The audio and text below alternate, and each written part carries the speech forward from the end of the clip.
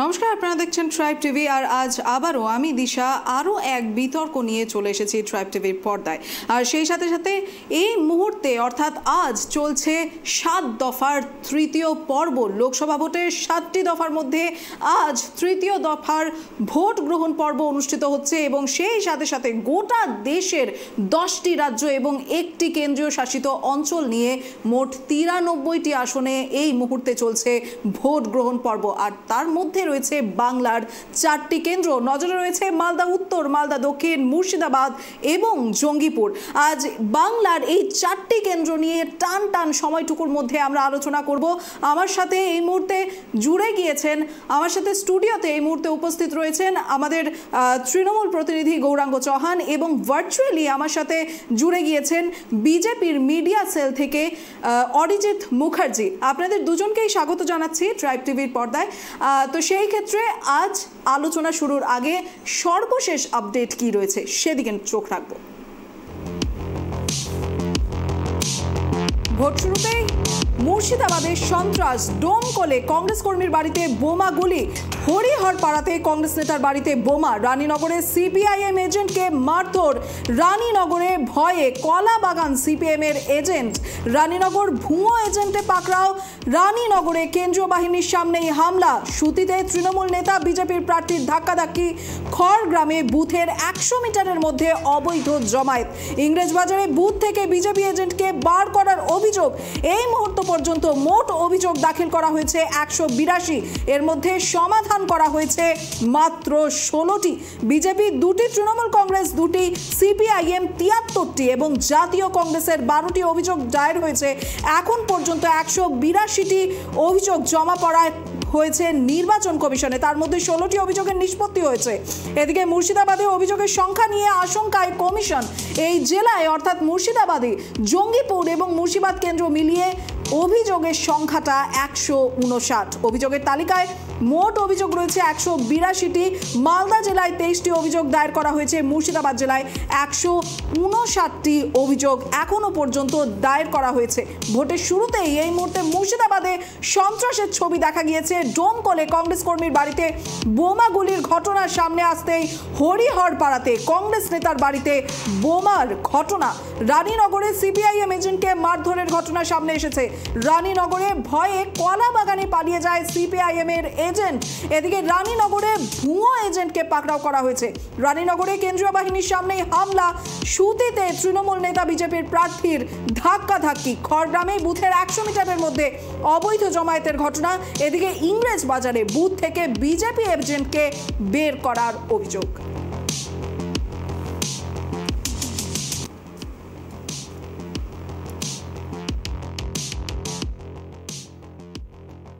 তবে আলোচনা শুরুতেই আমরা আরও একদিকে নজর রাখবো।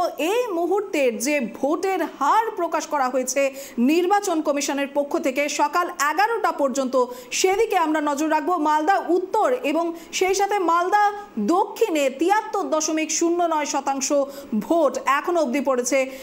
জঙ্গিপুরে 33.81% ভোট সকাল 11টা পর্যন্ত। মুর্শিদাবাদ লোকসভা কেন্দ্রে 33.81% ভোট।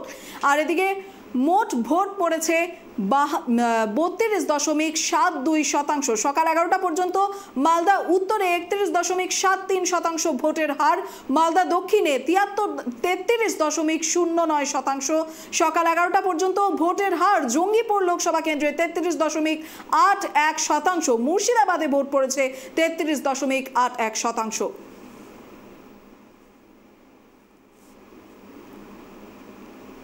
আর শুরুতেই আমাদের অতিথিদের সঙ্গে যেমনটা আপনাদেরকে পরিচয় করিয়ে নিয়েছিলাম যে আমার সাথে এই মুহূর্তে স্টুডিওতে উপস্থিত রয়েছেন তৃণমূল সদস্য গৌরাঙ্গ চৌহান এবং বিজেপির মিডিয়া সেলের পক্ষ থেকে অরিজিৎ মুখার্জি আমার সাথে অনলাইনে জুড়ে গেছেন।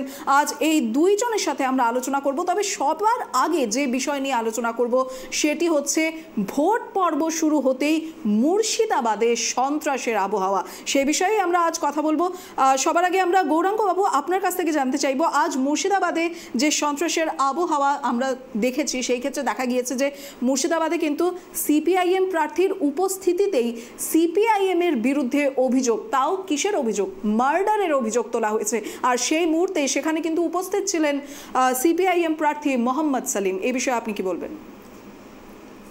দেখুন, ওইখানটা জঙ্গিপুর যে জায়গাটা ঘটনাগুলোকে বলা হচ্ছে বারবার করে, এটাকে কখনোই মেনে নেওয়া যায় না যে একজন সেলিম তিনি হচ্ছে বুথের মধ্যে ঢোকার চেষ্টা করবেন তার দলবল নিয়ে। তিনি ঢুকতে পারেন, আর তার অধিকার রয়েছে দেখতে পারেন, কিন্তু তার দলবল দেখুন, সাথে দেখুন প্রচুর লোকজন থেকে নিয়ে যাচ্ছেন, নিয়ে তিনি ঢোকার চেষ্টা করছেন এবং ঢোকার চেষ্টা একজন কর্মীকে ঘাড় ধাক্কা, বাচ্চা ছেলে, অল্প বয়সী ছেলেকে তিনি হচ্ছে ঘাড় ধাক্কা দিচ্ছেন।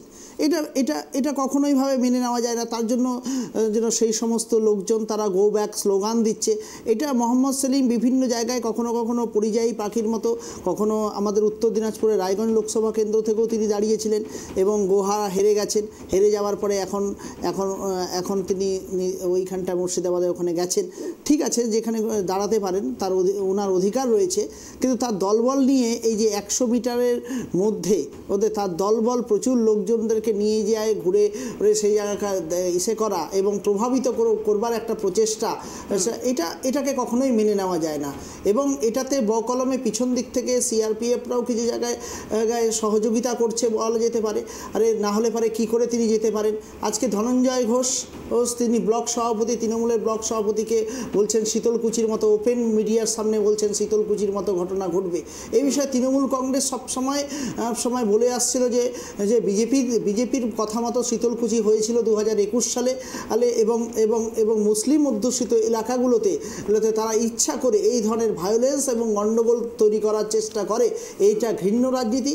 এই রাজনীতির বিরুদ্ধে তৃণমূল কংগ্রেস অভিযোগ দায়ের করেছে নির্বাচন কমিশনের কাছে। অবশ্যই এটা দেখা উচিত যে একটা সন্ত্রাস, একটা ভয়ের পরিবেশ সৃষ্টি করে দেওয়া, যে যদি তাদেরকে বিজেপি বলছে তাদেরকে যদি ভোট দিতে না দেওয়া হয়, ভোট যদি তাদেরকে যদি ওপেন স্পেস না দেওয়া যায়, তাহলে হচ্ছে তারা শীতলকুচির মতো ঘটনা ঘটাবে বা জোর করে প্রভাবিত করবার চেষ্টা। এটাকে বিজেপি এবং সিপিএম এবং দুজনেই যে মুদ্রার এপিঠ ও পিঠ, বিজেপি যেভাবে করে সন্ত্রাস এখন করছে, সেই সন্ত্রাস আমরা 34 বছর বাংলায় দেখেছি। যে সিপিএম একসময় সন্ত্রাস করেছে, সেই সন্ত্রাসের নমুনা হচ্ছে মোহাম্মদ সেলিম, যে একজন বাচ্চা ছেলেকে ঘাড় ধাক্কা দিয়ে বের করে দিচ্ছেন, একে ওকে দিয়ে অভিযোগ করছেন, বলছেন যে ভুয়ো এজেন্ট, এটা এজেন্ট, ওটা এজেন্ট, বিভিন্নভাবে বুথ দখল এবং জমি দখল করার মরিয়া চেষ্টা জোটের পক্ষ থেকে যে করা হচ্ছে কিন্তু আখেরে নিটফল 0 হবে। মানুষ 31% আপনাদের স্ট্যাটিক্স অনুযায়ী 11টা পর্যন্ত ভোট দিয়েছে। মানুষ শান্তিপূর্ণ ভোট দিচ্ছে। আমরাও চাই শান্তিপূর্ণ ভোট হোক। আজকে আপনার হেডলাইন্সেও দেখলাম যে কংগ্রেস নেতার বাড়ি থেকে বোম বের হচ্ছে বোম রাখা আছে, মজুত আছে। মুর্শিদাবাদে অধীর চৌধুরী একটা বিভিন্ন সময় সন্ত্রাস করেই বিগত দিনে জিতে এসেছে। দেখা যাক, মানুষ ভোট দিচ্ছে। আমরা চাই নির্বাচন শান্তিপূর্ণ হোক, আর মানুষ যাতে অবাধে ভোট দিতে পারে। এবং যেটা উদাহরণ নিঃসন্দেহে বলা যেতে পারে আমাদের উত্তর দিনাজপুর, আমাদের হচ্ছে বালুরঘাট কেন্দ্র, নিঃসন্দেহে খুব ভালো ভোট হয়েছে। এরকম ভোটই আমরা আশা করছি। বেশ, বিজেপি সদস্য অরিজিৎ মুখার্জি, অরিজিৎ বাবু আপনার কাছ থেকে জানতে চাইবো, একটু আগে কিন্তু গৌরাঙ্গ বাবু বললেন যে বিজেপি আর সিপিআইএম একই মুদ্রার এপিঠ ওপিঠ, দুজনে পাশাপাশি একই সাথে সন্ত্রাস চালিয়ে যাচ্ছে, কি বলবেন আপনি? আপনাদের স্টুডিওর মাধ্যমে সকল ভোটারদেরকে অসংখ্য ধন্যবাদ জানাবো, কারণ আপনার চ্যানেলের মাধ্যমে, কারণ ভোট একটা উৎসব গণতন্ত্রের, সেটা ভালোভাবে পরিপূর্ণ হওয়া উচিত বলে আমরা মনে করি। অন্তত ভালোভাবে, অন্তত যেন ভোট যেন কখনো রক্তাক্ত না হয়। এবং আসি তৃণমূল প্রতিনিধির কথায়। প্রথমেই উনি বলছেন বিজেপি এবং সিপিএম নাকি মুদ্রার এপিঠ ওপিঠ। তো আমরা বিগত দিনে দেখেছি যে শাহজাহানের মতো দুষ্কৃতী, তৃণমূল আশ্রিত দুষ্কৃতী, যাকে বামপন্থী নেতা নিরাপদ সরকার তাকে রাজনৈতিক হাতেখড়ি দিয়েছে, আর তাকে লালন পালন করেছে তৃণমূল কংগ্রেস। তো সুতরাং এইখানে তৃণমূল কংগ্রেসের বিরুদ্ধে সিপিএম এর নেতারা যতই আন্দোলন করুক না কেন, দিল্লিতে গিয়ে সীতারাম ইয়েচুরি আর মমতা বন্দ্যোপাধ্যায়ের দল, অভিষেক বন্দ্যোপাধ্যায়ের দল ফিশ ফ্রাই খাওয়া সেটিং বৈঠক করে। তো সুতরাং ওইগুলো নিয়ে কথা আমি বলার প্রয়োজন আছে বলে মনে করি। কিন্তু উল্লেখযোগ্য বিষয় যেটা আপনি দেখবেন যে ইতিমধ্যেই বিভিন্ন জায়গায় 31%, 33% ভোট পড়েছে। এবং সব থেকে বড় কথা, উনি শীতলকুচির যে কথাটা বললেন, আমি আবার এটাকে রেকটিফাই করে দিও না। শীতলকুচিতে কি হয়েছিল সেটা ওনাকে আগে জানতে হবে। শীতলকুচিতে কিছু দুষ্কৃতী, তৃণমূল আশ্রিত কিছু দুষ্কৃতী, তারা কেন্দ্রীয় বাহিনীর অস্ত্র কেড়ে নেওয়ার চেষ্টা করেছিল এবং এমন একটা মানে বিরূপ পরিস্থিতি ওখানে তৈরি করেছিল যাতে ভোটটাকে ট্যাম্পারিং করা যায়, যাতে ভোটটাকে নির্বিঘ্নে না মানুষ দিতে পারে, ওখানে বুথ দখল করা যায় এবং তৃণমূল যারা ক্যান্ডিডেট যে ছিল তাকে জেতানো যায়। এই পরিস্থিতি তৃণমূলের দুষ্কৃতীরা তৈরি করেছিল। বাধ্য হয়ে কেন্দ্রীয় বাহিনী গুলি চালিয়ে বিজেপির প্রার্থী প্রকাশ্যে বলছেন যে দাদা আমি আপনার সময় আমি আবার বলছি দাদা, আপনার সময় আমি ডিস্টার্ব করিনি, সৌজন্যতা বজায় রাখুন, আমাকে আমার কথাটা বলতে। দেখুন আমার খুব উল্লেখযোগ্য বিষয় যেটা আমি ঘটনাটা বললাম যে কি ঘটনা শীতলকুচিতে ঘটেছিল। এবার সেই জায়গা থেকে দাঁড়িয়ে কেন্দ্রীয় বাহিনী বাধ্য হয়ে গুলি চালিয়েছিল। প্রত্যেকটা মৃত্যু দুঃখজনক, সেখানে যদি কারোর প্রাণ গিয়ে থাকে সেটা সত্যিই দুঃখজনক। কিন্তু উল্লেখযোগ্য বিষয় আপনি একটা কথা দেখুন, তৃণমূল কংগ্রেস অত্যন্ত ভীত সন্ত্রস্ত হয়ে আছে বর্তমানে। কারণ তৃণমূল কংগ্রেস এটা বুঝতে পারছে মানুষ নিজের ভোটটা নিজে দিতে চাইছে। কারণ এতদিন পর্যন্ত মানুষ কিন্তু বিভিন্ন জায়গায় নিজের ভোটটা নিজে দিতে পারেনি, সে যে রাজনৈতিক দলকেই দিক। তাদের যদি বিজেপিকে দিতে হয় বিজেপিকে দেবে, তাদের যদি তৃণমূলকে দিতে হয় তৃণমূলকে দেবে। কিন্তু তৃণমূল কংগ্রেসের দুষ্কৃতীরা মানুষকে ভোট দিতেই দেয়নি। তাই জন্য তারা একটা আশঙ্কায় ভুগছে তৃণমূল কংগ্রেস যে মানুষ যদি নিজের ভোটটা নিজে দিতে পারে তাহলে কিন্তু আমরা ভোটে হেরে যাব। সেই জায়গা থেকে দাঁড়িয়ে তারা রানীনগর থেকে হরিহর পাড়া বিভিন্ন জায়গায়, ইংরেজ বাজার, কোথাও বোমাবাজি করছে দুষ্কৃতীরা, কোথাও বিরোধী এজেন্টদেরকে মেরে তুলে দিচ্ছে, কোথাও অত্যাচার করছে, নিরীহ ভোটারদেরকে ভয় দেখাচ্ছে ভোট দিতে যেও না। কিন্তু কেন্দ্রীয় বাহিনী কোথাও কোথাও অ্যাক্টিভলি তারা পার্ট তাদের নিয়েছে এবং মানুষকে ভোট দেওয়ার জন্য তারা সাহায্য করছে, যাতে মানুষ তাদের নিজের মতদান করতে পারে, নিজের অধিকারটা ভোটটা দিতে পারে। কিন্তু আজকে তৃণমূল কংগ্রেস আমাদেরকে কি দিয়েছে আপনি বলুন না? মানুষ যে তাদেরকে ভোটটা দেবে আজকের ডেটে দাঁড়িয়ে, এই বিগত পঞ্চায়েত নির্বাচনে আপনি কি দেখেছেন? আপনাদের মতো বিভিন্ন সাংবাদিকদেরকে চরম অত্যাচার করা হয়েছে, মাথা ফাটিয়ে দেওয়া হয়েছে। আজকে বিভিন্ন সাংবাদিকদেরকে যখন ইডি কাউকে রেড করতে গেছে তাদেরকে ইডি অফিসারদের সাথে সাথে সাংবাদিকদের গাড়ি ভাঙচুর করা হয়েছে। তৃণমূল কংগ্রেস এই কালচারটাকে আমদানি করেছে এই পশ্চিমবঙ্গে। এবং আমি বলছি যত ভোট এগোবে, যত একটা করে দফা যাবে, বিশেষ করে আজকের যে আসনগুলোতে নির্বাচন হচ্ছে, আপনি দেখে নেবেন তৃণমূল কংগ্রেস সার্বিকভাবে সেই আসনগুলোতে পরাজিত হবে। এটুকু আমি আপনাদের কথা দিয়ে যাচ্ছি। এবং আমরা চাই ভোট হোক, মানুষ ভোট দিক, যে রাজনৈতিক দলই জিতুক না কেন সেটা গণতান্ত্রিক ভাবে সে জিতুক, মানুষের ভোটে জিতুক। আমরা বলছি না যে ভোট হলেই তার মানে সব 100% ভোট বিজেপির হবে, কিন্তু হ্যাঁ মানুষ নিজের ভোটটা দিক, যেটা তৃণমূল কংগ্রেস চায় না। তৃণমূল চায়, আমরা বিগত দিনে কি দেখলাম, তৃণমূলের নেতারা বাড়ির নিচে দাঁড়িয়ে বলছেন যে আপনারা যদি ভোট দিতে যান তাহলে কিন্তু আমরা জলের লাইন কেটে দেবো, কারেন্টের লাইন কেটে দেবো। সুতরাং এই হচ্ছে তৃণমূল কংগ্রেসের কালচার। এরা বুঝতে পারছে যে আগামী লোকসভা নির্বাচনে নরেন্দ্র মোদী সরকার জাস্ট প্রতিষ্ঠা হওয়াটা সময়ের অপেক্ষা, এবং সেই ভয় থেকে এরা জানে যে যদি নরেন্দ্র মোদী সরকার প্রতিষ্ঠা হয় কেন্দ্রে, তো এরা 6 মাসও এই সরকার টিকিয়ে রাখতে পারবে না বাংলায়। সেই ভয় থেকে এরা এই জিনিসগুলো করছে। সত্যি কি তৃণমূল ভয় পাচ্ছে গৌরাঙ্গ বাবু? দেখুন অরিজিৎ বাবু যেটা বললেন যে তৃণমূল কংগ্রেস শাহজাহানকে লালন পালন করেছে, ডেফিনেটলি নট। শাহজাহানকে লালন পালন করেছে যে সিপিএম এবং শাহজাহান হ্যাঁ তৃণমূলের জেলা পরিষদের মেম্বার বা সামথিং কিছু এই যে ব্লক সভাপতি ছিলেন পরবর্তীকালে, তাহলে সময়ের সাথে সাথে 2019-এর পরেই তিনি জয়েন করেছিলেন তৃণমূল কংগ্রেসে। কিন্তু বিষয়টা মনে রাখতে লাগবে, আজকে যে সাজানো গোছানো ঘটনা নিয়ে উনাদেরই হচ্ছে ব্লক সভাপতি, মণ্ডল সভাপতি, যিনি বললেন যে 2000 টাকার বিনিময়ে বিজেপি সেখানকার মহিলাদেরকে জোর করে পাঠিয়ে দিয়ে এবং মহিলাদের সম্মানগুলোকে মানুষের সামনে, টিভির সামনে, সবার সামনে এনে দিয়ে যে নোংরা ঘৃণ্য রাজনীতি করেছে।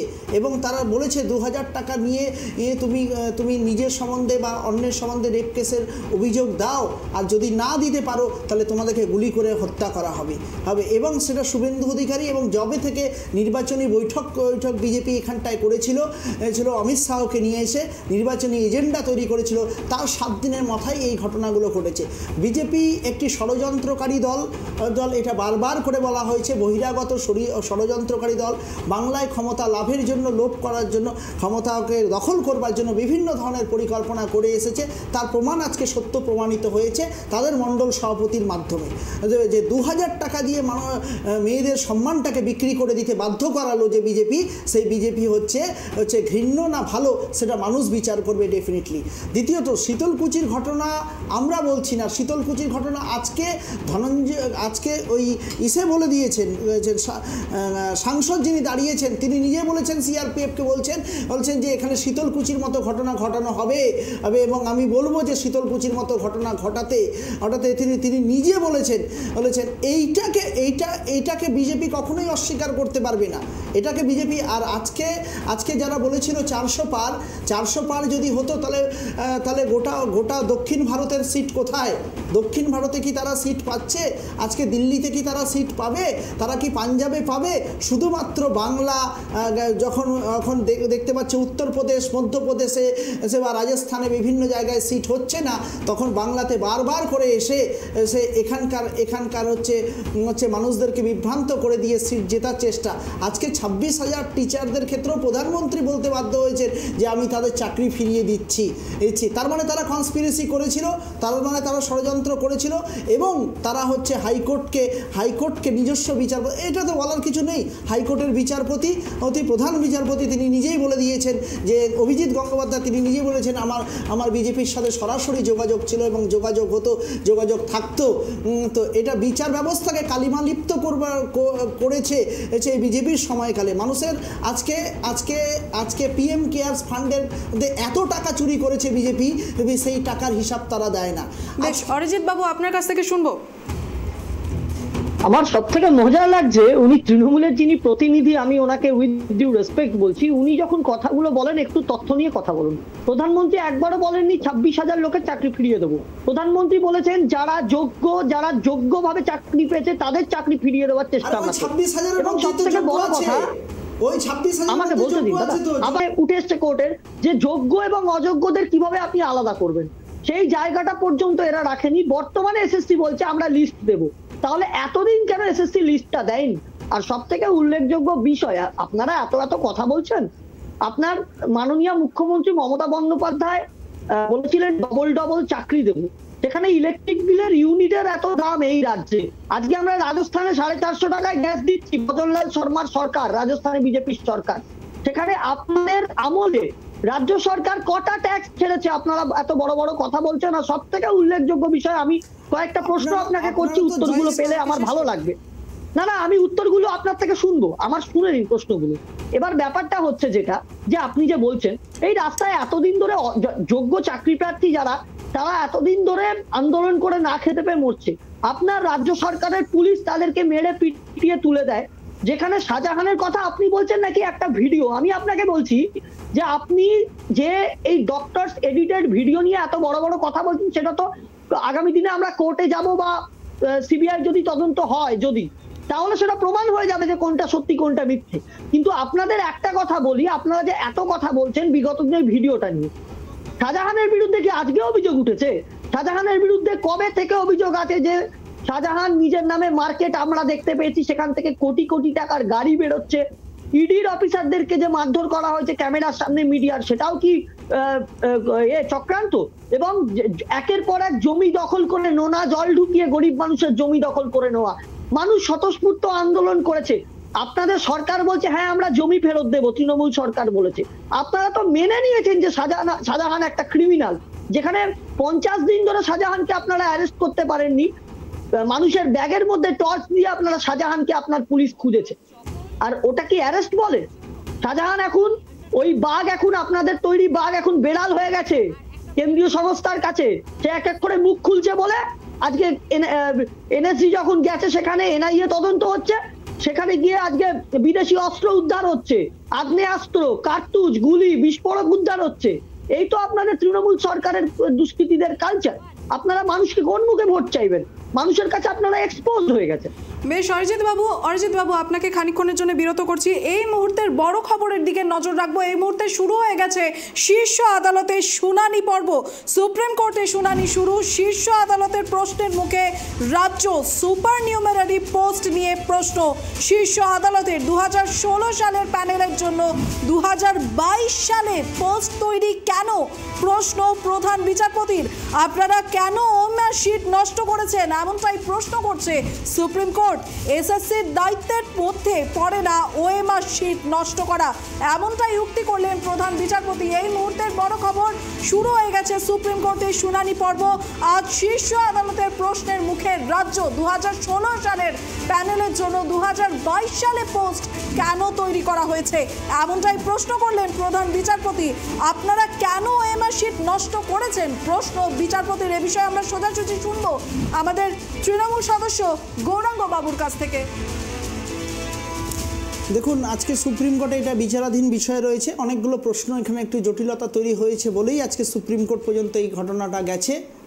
যে ঘটনাগুলো নিঃসন্দেহে একটা একেবারে জটিলতা কেন, এটাই হচ্ছে মেইন প্রশ্ন। আমি বলছি জটিলতা কেন? আমি বলছি যে প্রত্যেকটা ইসের ক্ষেত্রে আমরা যখনই প্যানেল তৈরি হয় বা পোস্ট ক্রিয়েট হয়, পোস্ট ক্রিয়েটের পরেই সাথেই তার নোটিফিকেশান বের হয় বা তার চাকরি প্রক্রিয়া প্রসেস শুরু হয়ে যায় বা ইন্টারভিউ বা এক্সামিনেশনের প্রসেস শুরু হয়। কিন্তু এই প্রসেস শুরু হতে না হতেই কিছু ব্যক্তিরা প্রত্যেকটা পোস্টের ক্ষেত্রে দেখবেন, যখনই শুরু হলো ভ্যাকেন্সি দেওয়া হলো, এটা দেওয়া হলো, ভ্যাকেন্সি থেকে শুরু হয়ে যায়। হাই স্কুল তো আরও জটিল প্রক্রিয়ার মধ্যে দিয়ে চলে। তখনই কোর্ট কেস শুরু হয়ে যায়। যে কোর্ট কেসে প্রথমে কিছু লোক বসে পড়ে, রাস্তায় বসে পড়ে বলছে যে এত সাল পর্যন্ত গ্র্যান্ট করা হলো, এদেরকে গ্র্যান্ট করা হলো না কেন? বা যেরকম দেখলাম যে 2014 টেটে অংশগ্রহণ করতে পারছিল 2014 অবধি, কিন্তু পিটিটিআই ছিল না বা ডিএলএড ছিল না। ঠিক হাই স্কুলের ক্ষেত্রেও বা তারা কেউ হয়তো পিটিটিআই বা ডিএলএডটা নিচ্ছে, যারা ট্রেনিং করছে, ইন সার্ভিস ট্রেনিংয়ের মধ্যে আছে কিন্তু এখনও সার্টিফিকেট পায়নি। এইরকম বা আপনি দেখবেন যাদের হাই স্কুলের ক্ষেত্রে যখন দেখা যায় ভ্যাকেন্সি সেই সময় অবধি ছিল কিন্তু পোস্ট আরও সংখ্যাটা বেশি, তারা আন্দোলন যাচ্ছে, কোর্ট কেস হচ্ছে, তখন আবার কোর্টের কাছ থেকে পারমিশন নিয়ে হয়তো ওই সংখ্যাটাকে বাড়ানো হতে পারে, বাড়িয়ে দিয়ে বেশি সংখ্যক টিচারদেরকে নিয়োগ করা যেতে পারে। এটা তো রাজ্য সরকার একটা নির্দিষ্ট প্রক্রিয়ার মধ্যে দিয়ে চলে, তারা তো বাড়াতেই পারে, কিন্তু তার প্রসেসটা থাকা দরকার ছিল বা আছে কি না সেটা তো আমি এখান থেকে বসে আপনাকে বলতে পারবো না। কিন্তু ডেফিনেটলি সরকার চেয়েছে বেশি সংখ্যক যারা পথে বসে রয়েছে, রাস্তায় বসে রয়েছে, তাদেরকে যাতে বেশি সংখ্যক ব্যক্তিদেরকে যাতে চাকরি দেওয়া যেতে পারে, সেই জন্যই পোস্ট ক্রিয়েট করা হয়েছে পরবর্তীকালে। বেশ, অরিজিৎ বাবু আপনার কাছ থেকে শুনবো। গৌরাঙ্গ বাবু যেমনটা বললেন, কতটুকু ঠিক বললেন আর কতটুকু বেঠিক? দেখুন, আমার খুব উল্লেখযোগ্য বিষয় আমি যেটা বলছিলাম, বলতেই আপনার কাছে হয়তো খবরটা চলে এলো যে সুপ্রিম কোর্টও ঠিক একই কথা বলেছে, যেটা উনি বলছিলেন যে হাইকোর্টের বিচারপতিরা নাকি পক্ষপাত দুষ্ট। দেখুন, ওনার নেত্রী মমতা বন্দ্যোপাধ্যায় বলেছেন হাইকোর্টটা নাকি বিজেপির ঘর হয়ে গেছে। ওনার নেতা সাংসদ অভিষেক বন্দ্যোপাধ্যায় বলেছেন হাইকোর্টটাকে তুলে দেওয়া উচিত। তো আমরা এই ধরনের দেশদ্রোহী মন্তব্যকে কন্ডেম করি। হাইকোর্টের অপরাধটা কি? ওনারা যে অপরাধী বানাচ্ছেন হাইকোর্টকে, হাইকোর্টের অপরাধটা কি? হাইকোর্ট এসএসসি কে বলেছিল যে তোমরা আমাদেরকে সেই তথ্যটা দাও যে এই 26,000 সামথিং যারা চাকরি প্রার্থী তাদের মধ্যে যোগ্য কারা আর অযোগ্য কারা, এবং এসএসসি কিন্তু তার কোনো লিস্ট দেয়নি। বারবার চেয়েছিল হাইকোর্ট, দেয়নি। এই জন্য হাইকোর্টের উপর তৃণমূল সরকার রেগে গেছে। কেননা হাইকোর্ট যোগ্য আর অযোগ্যদের ডিফারেন্সটা করতে পারে, কারণ তৃণমূলের তো মুশকিল, কারণ তৃণমূল সরকার এতদিন ধরে এই বেআইনি খারাপ কাজটাকে এরা মদত করেছে, তার এন্টায়ার মন্ত্রিসভা এই অযোগ্যদেরকে চাকরিতে বহাল রেখেছে, এবং এসএসসি পর্যন্ত আজকে সুপার নিউমারিক পোস্ট তৈরি করে এই সরকার এই অযোগ্যদেরকে চাকরিটা বিক্রি করেছে। সেই জায়গা থেকে দাঁড়িয়ে কোর্ট যখন সেই তথ্যটা চাইছে যে ভাই যোগ্যদের ভবিষ্যৎটা কেন নষ্ট হবে অযোগ্য চাকরি প্রার্থীদের জন্য, এবং তোমরা যে দুর্নীতি করেছো সেটার লিস্টটা তোমরা দাও, তখনই কিন্তু তৃণমূলের গোসা হয়েছে, তখনই তৃণমূল বিভিন্ন বিচারপতিদের আজকে অভিজিৎ গাঙ্গুলি না হয় আজকে বিজেপি জয়েন করেছেন, কিন্তু বাকি যারা বিচারপতি আছেন এতদিন ধরে যোগ্য অযোগ্য বিচার করার জন্য আপনাদের আপনার দলকে এক্সপোজ করে দিয়েছে সুপ্রিম কোর্ট, তারপরেও একটু শান্ত থাকুন। আমার কথাটা হচ্ছে দুদিন পরে আপনারা এক্সপ্লয়েট হবেন, চিন্তা করেন না। দুদিন পরে বাংলা থেকে তো এক্সপ্লয়েট হয়েছে, গোটা দেশ থেকে এক্সপ্লয়েট হবে। যদি ডিবেট আপনি এইভাবে যদি ডিবেট আপনি যদি বলতে থাকেন, অরিজিৎ বাবুকে বলতে দিন। গৌরাঙ্গ বাবু আসবো আপনার কাছে। অরিজিৎ বাবু আপনি কন্টিনিউ করুন। আপনার দল টোটালি এক্সপোজড, আপনার দল টোটালি এক্সপোজড, এবং আপনি গুলিয়ে দেওয়ার চেষ্টা করছেন কথাগুলো যাতে মানুষের সামনে না আসে, এবং এই টার্গেট নিয়ে আপনি আজকে ডিবেটটা করছেন, আমি বুঝতে পারছি।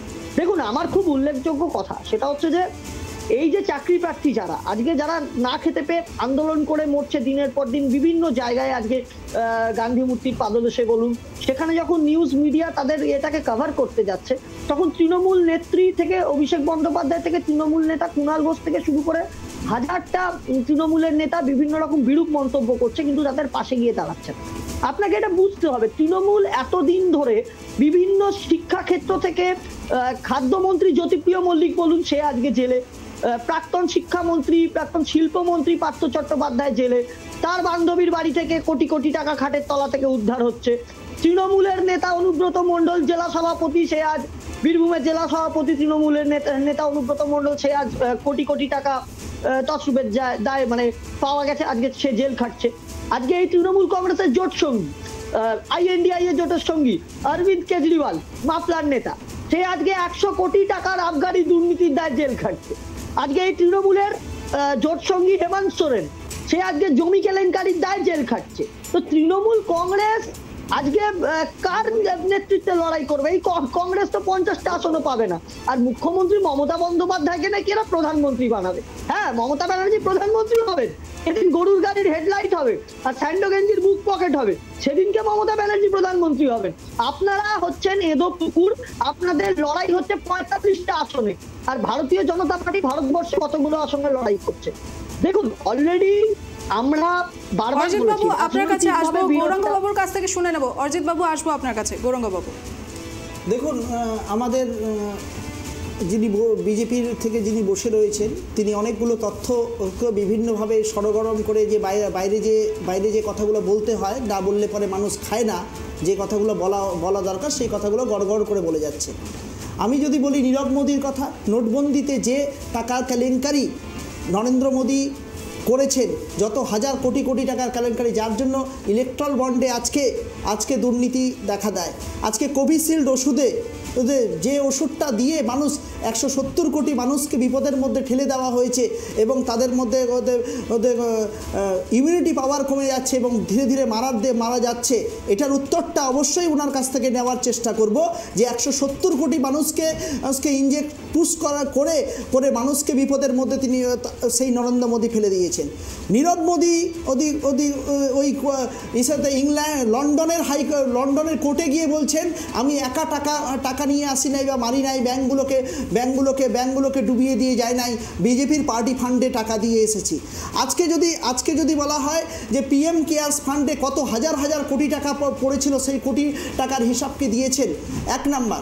দ্বিতীয় নাম্বার, সেই টাকাগুলো আজকে নরেন্দ্র মোদী একটা প্রধানমন্ত্রী যিনি হাজার কোটি টাকা দামের পার্সোনাল জেট বিমান রাখেন, যেটা অন্য কারো দেখা যায় না, কোটি কোটি টাকাতে স্যুট পরেন, জুতো পরেন, পেন ব্যবহার করেন, আর বিদেশ ভ্রমণ করতে ব্যস্ত থাকেন, যার ফলে বাংলার নয় শুধু গোটা ভারতবর্ষের আজকে ইকোনমি একদম বাংলাদেশ থেকেও পিছনে। বিশ্ব ক্ষুধার সূচকে ভারতবর্ষকে নরেন্দ্র মোদী নিয়ে গেছেন বাংলাদেশ এবং পাকিস্তান থেকেও পিছনে। এটা লজ্জার ভারতবর্ষকে তিনি উপহার দিয়েছেন। মানুষের দৈনন্দিন জীবনের জীবিকা নষ্ট হয়েছে, 50 কোটির উপরে বেকার তৈরি হয়েছে প্রতিদিন।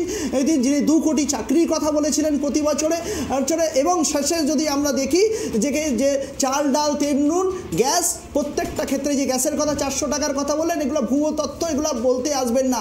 আজকে গোটা ভারতবর্ষের মানুষ 450 টাকার গ্যাস, 1000 টাকা করে, আর আপনারা GST বাংলার টাকা অধিকারে বলেন। দ্বিতীয় কথা, একমাত্র রাজ্য পশ্চিমবঙ্গ যেখানে হচ্ছে কিন্তু চাকরি সব থেকে বেশি হয়েছে, যে করোনার সময় হয়েছে। আজকে রায় দেখে নেবেন, রায় কিন্তু তো সাধারণ মানুষের ফেভারেই যাবে। আপনার চিন্তা করার বিষয় নয়, আপনি খালি বিষয়ে চিন্তা করুন যে আগামী দিনে যে আপনি 400 পার বলেছেন, একদিন তো বাংলা এসে বলেছিলেন অবকি বার 200 পার, বাংলা থেকে 200 পারও হয় নাই, 100 পারও হয় নাই। এবার কি 400 পারের কথা বলছেন, সেই 400 পারে আপনারা থাকতে পারবেন তো? আগে নিজের 400 পারের কথা আমরা বলি নাই, 400 পারের কথা। আর যারা বিরোধী কথা বলবে, আপনাদের চোরও কো আতে হয় সবকো চোর, আপনারা মনে করেন প্রধানমন্ত্রীর মুখটাকে, আপনাদের বিরুদ্ধে আর আপনারা সাধু। প্রধানমন্ত্রীর মুখটাকে, এই সাধুর তকমাটা আপনাদের জোটের প্রধানমন্ত্রীর মুখটাকে সেটা দেখে নেবেন, কে জোট হয়, মুখ কে হবে সেটা দেখে নেবেন। কোনো জোটই নেই, ওটা তো আপনাদের সব সঙ্গীরা হাত ছেড়ে চলে যাচ্ছে। কিন্তু বাংলা নয়, গোটা ভারতবর্ষ থেকে বিজেপিকে যারা ধর্মের যুদ্ধ দেখায়, ধর্মকে অন্ধকারে ফেলে দিয়ে এবং ধর্মে সব থেকে বেশি বাজে কাজ করে তারা টিকে থাকতে চায়, সেই বিজেপিকে মানুষ ছুড়ে ফেলে দিবে, এটা প্রমাণিত হবে, দেখে নেবেন। ভারতবর্ষের প্রধানমন্ত্রী নরেন্দ্র মোদীর নেতৃত্বে যেভাবে অত কম সময় ভারতের বিজ্ঞানীরা যেভাবে ভ্যাকসিন তৈরি করে গোটা ভারতবর্ষ নয় তথা পৃথিবীকে বাঁচিয়েছিল বিভিন্ন দেশে, সেই জায়গা থেকে দাঁড়িয়ে তৃণমূল কংগ্রেস এইসব ভুয়ো তথ্য রটিয়ে যদি মনে করে যে মানুষের ভোট এইসব ভুয়ো তথ্যের মাধ্যমে হবে, তাহলে তারা ভুল করছে। এবং সব থেকে উল্লেখযোগ্য বিষয়, এই ডবল চাকরি দেব, চপার ঘুগনির দোকান দেব, এই মুখ্যমন্ত্রী মমতা বন্দ্যোপাধ্যায় সরকার টোটালি ফেলিওর। মোদিজির নেতৃত্বে যে 10 লক্ষ টাকা, মোদিজির নেতৃত্বে যে 10 লক্ষ টাকা বাংলায় এসেছে, সেই 10 লক্ষ টাকা এখন আপনি নোটবন্দি কার স্বার্থে করেছিলেন? নোটবন্দি করে কি লাভ হয়েছে? বিজেপির পার্টি ফান্ড বাড়ানোর জন্য? আপনার হয়ে গেছে বলা? 10 লক্ষ, আরে বলতে দিন দাদা, আপনি উত্তেজিত হয়ে যাচ্ছেন, শান্ত। 110 কোটি, 10 লক্ষ কোটি, 110 জন মানুষকে আপনি মেরেছিলেন লাইনে দাঁড় করায়, কি স্বার্থে করেছিলেন? আপনি এখন হচ্ছে প্যান কার্ডের সাথে আধার কার্ডে 10 লক্ষ কোটি। আরে শুনুন না, নরেন্দ্র মোদীর নেতৃত্বে যে লক্ষ লক্ষ কোটি টাকা বাংলায় উন্নয়নের জন্য এসেছে, সেই টাকাগুলো আপনার নেতা জ্যোতিপ্রিয় মল্লিক, পার্থ চট্টোপাধ্যায়, অনুব্রত মণ্ডল এরা হজম করে মেরে দিয়েছে, শাহজাহানের মতো নেতারা। এবং মানুষের টাকা চুরি করে আপনার নেতারা বর্তমানে জেল খাচ্ছে, মানুষের টাকা চুরি করে কোর্টের কাছে তারা বেল পাচ্ছে না। এবং আপনার কাছে কোনো তথ্য নেই বলে আপনাকে দল পাঠিয়েছে যে বিজেপি প্রতিনিধিকে বলতে দিও না। এই টার্গেট নিয়ে আপনারা চ্যানেলে আসেন, আমি সঞ্চালিকার কাছে আমি আবেদন জানাবো আমার সময় আমাকে বলতে দেওয়া হোক, কারণ তৃণমূলের যিনি প্রতিনিধি ওনার সময় আমি কিন্তু ডিস্টার্ব করিনি, উনি ওনার সময় বলছেন, আমার সময় ডিস্টার্ব করছেন। এই জিনিসটা আমার মনে হয় গণতন্ত্রে কোনো স্টুডিওতে ডিবেটের সময় কাম্য নয়। এবং সব থেকে আপনার নেতা, আপনার নেত্রী মাননীয়া মহুয়া মৈত্র, যিনি আজকে আমরা সংবাদ মাধ্যমের গণতন্ত্রের চতুর্থ স্তম্ভকে রেসপেক্ট করি, আজকে সেই মাননীয়া মহুয়া মৈত্র সাংবাদিকদের 2 পয়সার সাংবাদিক বলেছিলেন। আপনাদের তো চ্যানেলে বসে এত বড় বড় কথা বলাই উচিত না। এবং সব থেকে বড় কথা, যেখানে আমরা দেখেছি যে মোদীকে আপনি নীরব মোদীকে নিয়ে নরেন্দ্র মোদীকে গালাগাল করছেন, নীরব মোদীকে নিয়ে বিজেপির সাথে জুড়ে দিচ্ছেন, সরকার নাকি তাকে মদত করেছে। তো নীরব মোদী কার আমলে লোন গুলো নিয়েছিল এটা আপনাকে জানতে হবে।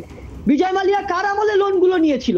আর সব থেকে বড় কথা, আজকে অভিষেক বন্দ্যোপাধ্যায়ের বিরুদ্ধে বিভিন্ন অভিযোগ উঠছে, তাকে কি বিদেশে যাওয়া থেকে কেউ আটকাতে পারে? সে তো নিজের চিকিৎসার জন্য বিদেশে যাচ্ছে। আজকে সে যদি কোনোদিন পালিয়ে যায়, তার জন্য কি মোদী সরকার দায়ী থাকবে?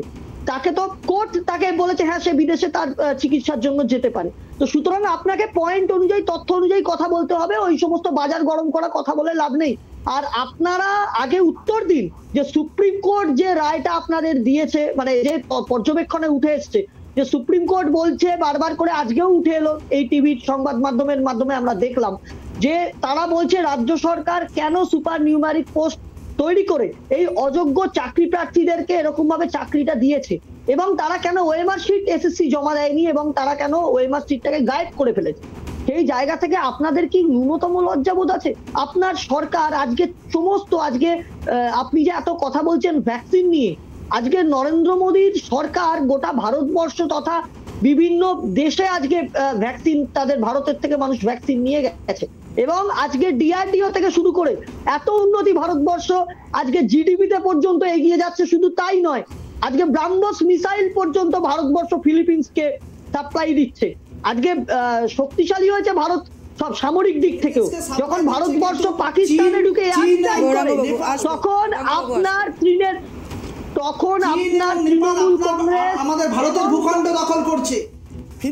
যখন মিথ্যে তথ্য দেবেন না, ভারতের ভূখণ্ড দখল করছে, এই বিষয় বলুন। বিরোধী কথা বলে মিথ্যে তথ্য দিয়ে দেশদ্রোহী মন্তব্য করবেন না।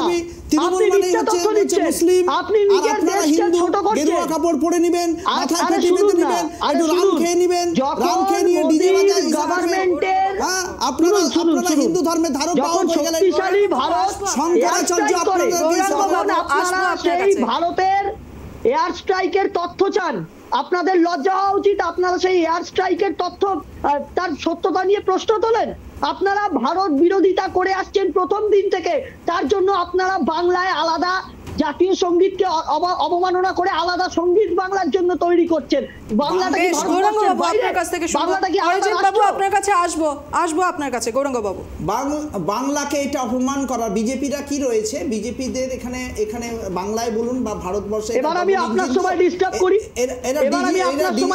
করি, এতক্ষণ আপনি করছিলেন। আমার উত্তর চলতে থাকবে, আপনি বলতে থাকুন, কোনো অসুবিধা নেই আমার। আপনি এতক্ষণ করছিলেন ডিস্টার্ব, আমাকে বলতে দিচ্ছিলেন। এরা ভারতবর্ষের পৃষ্ঠপোষক এবং ভারতের, কিন্তু ভারতের স্বাধীনতা সংগ্রামে সেই বিজেপির কোনো রোল ছিল না। যে সাভারকারের কথা বলা হয়েছে, তিনি ইংরেজদের কাছ থেকে বেতন নিতেন আর ইংরেজদেরকে তথ্য সাপ্লাই দিতেন। এই বিজেপি ভারতের হচ্ছে স্বাধীনতা সংগ্রামে এদের 0% ছিল। এরা খালি গেরুয়া কাপড় পরে হিন্দু ধর্মের নাড়া দিয়ে এরা খালি টিকে থাকতে চায়। আজকে হিন্দু ধর্মের নাড়া দেয়, কিন্তু হিন্দু ধর্মকে সব থেকে বেশি অপমানিত এরাই করেছে। এরাই গঙ্গার জলে করুণার লাশ ভাসিয়েছে। এরাই হচ্ছে রাম যেখানে জন্মগ্রহণ করেছে সেখানে ইসে না করে তার থেকে 3 কিলোমিটার দূরে রাম মন্দিরকে প্রতিষ্ঠা করে দিয়ে বলছে এটা রামের জন্মভূমি। জোর করে বাধ্য করাইছে ভোটে জেতার আগে, যাকে জেতার কোনো ইসে ছিল না। এদের কাছে এজেন্ডা হচ্ছে, এদের কাছে তৃণমূল মানেই হচ্ছে তৃণমূল বা বিরোধী মানেই হচ্ছে মুসলিম, আর এটা কিন্তু মানুষের কথা বলে না, এরা মানুষের কথা পাশে দাঁড়ায়। বেশ, আমরা আমাদের অনুষ্ঠানের একেবারে শেষ পর্বে চলে এসেছি, আর আমাদের দুই অতিথি বিজেপি সদস্য অরিজিৎ মুখার্জি এবং তৃণমূল সদস্য গৌরাঙ্গ চৌহান, আপনাদের দুজনকে অসংখ্য ধন্যবাদ ট্রাইব টিভিতে আপনাদের বহুমূল্য সময়ের মধ্যে থেকে একটা অংশ আমাদের সাথে ভাগ করে নেওয়ার জন্য। আর এই ছিল আমাদের আজকের আলোচনা, একেবারে হাড্ডাহাড্ডি তর্ক বিতর্কের মধ্যে দিয়ে আজকের এই মুহূর্তের এই আলোচনা এখানেই শেষ হচ্ছে। পরবর্তীতে আবারও আপনাদের সাথে দেখা হচ্ছে ঠিক সন্ধ্যে 5টায়।